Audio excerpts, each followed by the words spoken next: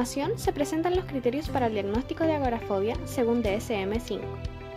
Debe sentir un miedo intenso o ansiedad en 2 o más de las siguientes situaciones para ser diagnosticado con agorafobia: usando el transporte público,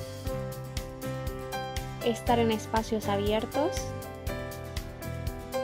estar en espacios cerrados, estar en una multitud, estar lejos de casa solo.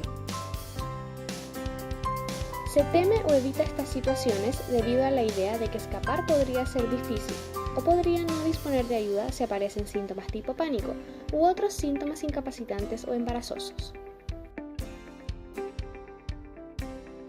Las situaciones agorafóbicas casi siempre provocan miedo o ansiedad.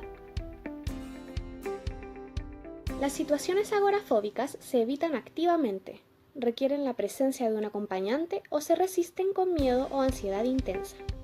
El miedo o la ansiedad es desproporcionado al peligro real que presentan las situaciones agorafóbicas y al contexto sociocultural. El miedo, la ansiedad o la evitación es continua y dura típicamente 6 o más meses. El miedo, la ansiedad o la evitación causa un malestar significativo o deterioro en lo social, laboral u otras áreas importantes de su funcionamiento. Si existe otra afección médica, por ejemplo, enfermedad intestinal inflamatoria, enfermedad de Parkinson, el miedo, la ansiedad o la evitación es claramente excesivo.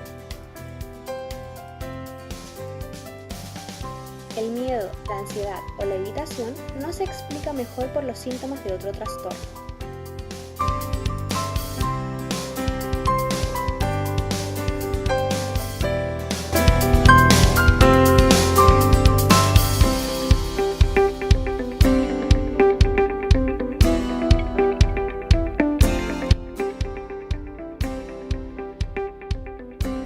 Un modelo de psicoterapia llamado terapia cognitivo-conductual tiene una de las intervenciones más comunes y eficaces en el contexto de la agorafobia. Esta es la terapia de exposición, la cual consiste en la exposición del individuo ante los estímulos temidos, con la finalidad de reducir el desarrollo de conductas de evitación.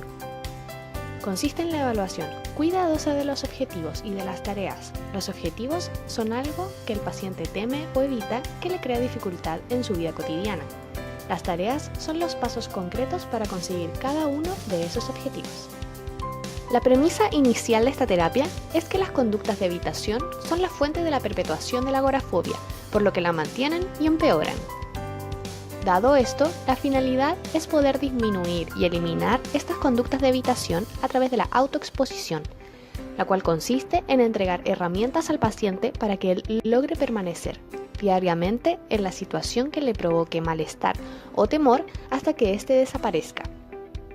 Estas herramientas deben incluir formas de afrontar la ansiedad o pánico por medio de respiración, relajación, autoinstrucción positiva, el hablarse a sí mismo positivamente.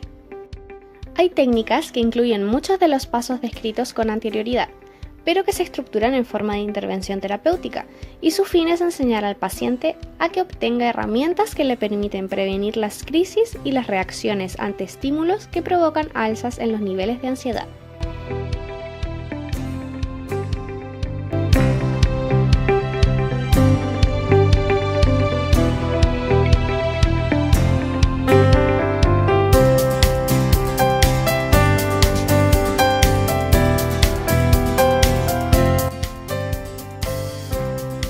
Para las terapias conductistas, la ansiedad es resultado de un proceso condicionado, donde se ha aprendido erróneamente a asociar estímulos en un principio neutros, que no producen ansiedad, con acontecimientos vividos como traumáticos y amenazantes.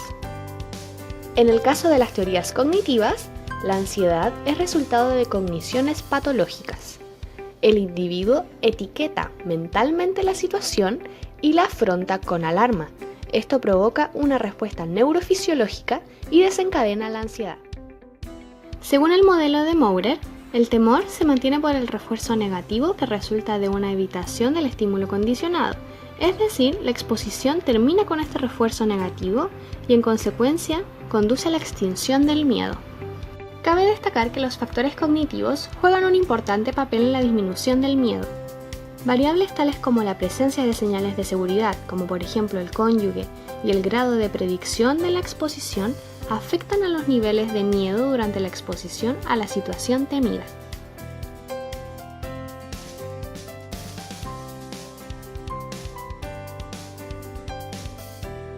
Además, se han propuesto teorías sobre el procesamiento emocional para explicar el proceso de reducción del miedo. Según Foa y Cossack, la exposición a una situación temida da información que es incoherente con lo que yo creía previamente en mi memoria emocional. Por ejemplo, la habitación durante una sesión determinada muestra que el miedo no dura eternamente y que es posible estar en la presencia de un objeto temido previamente sin sentirse asustado. Es decir, estoy ante el estímulo y aún así estoy bien. Respecto a la prevención de las crisis de ansiedad en la agorafobia, podemos en primer lugar establecer pautas o pasos generales ante eventos espontáneos que aumenten los niveles de ansiedad. ¿Qué hacer? Primero podemos asumir las crisis, identificarlas, reconocer que se está fuera de peligro real. Interrumpir el pensamiento que mantiene la ansiedad y reemplazarlo por otro más realista, adaptativo, constructivo y asertivo. Recordar que los síntomas son una reacción de ansiedad, no son amenazantes ni peligrosas. También podemos controlar la respiración, realizarla de forma consciente, cogiendo y soltando el aire de forma controlada y despacio. Relajación progresiva. Consiste en controlar la respiración en tiempos organizados e ir relajándose física y mentalmente. Visualización.